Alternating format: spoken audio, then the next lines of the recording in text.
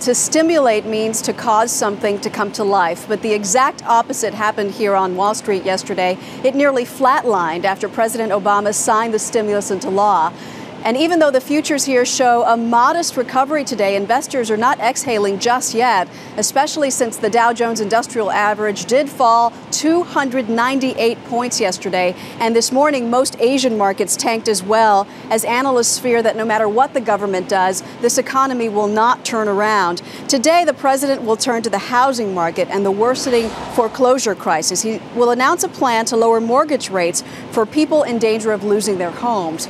But we begin our coverage of the economic crisis with the battered auto industry, who yesterday asked for even more money.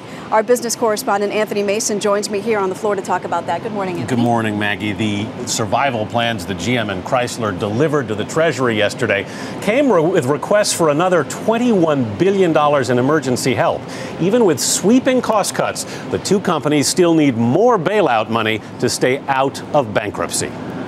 GM's survival plan calls for cutting 47,000 jobs, nearly 20% of its global workforce, closing 5 more plants, and selling or phasing out its Saturn, Hummer, and Saab brands.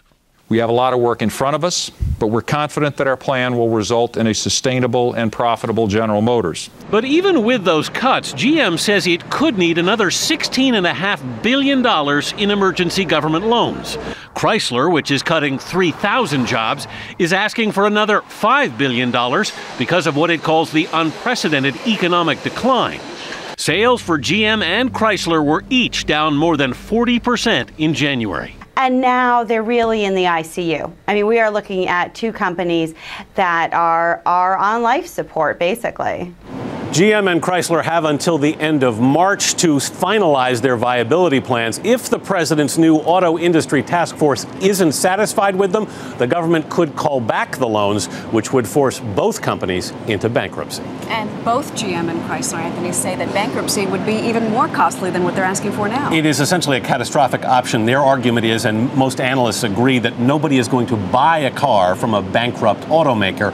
What's more, there would be a cascading effect to the industry that would force suppliers into bankruptcy, and that would mean that even foreign automakers here wouldn't be able to get parts. The problem is that nobody's buying a car as it is. We have to get people buying again. Yesterday, watching Alan Greenspan here in New York, and it's on the cover of the Financial Times today, he said the solution is to the banks, to nationalize the banks. Do you think that's a real option? You're hearing this more and more. There is a growing feeling, and part of the reason there's so much unease down here on Wall Street in the markets is that the bank problem has not been solved. Some of these major banks, many believe, are in fact insolvent, and nationalization is something that is being talked about more and more, Maggie. All right, Anthony Mason, thank you.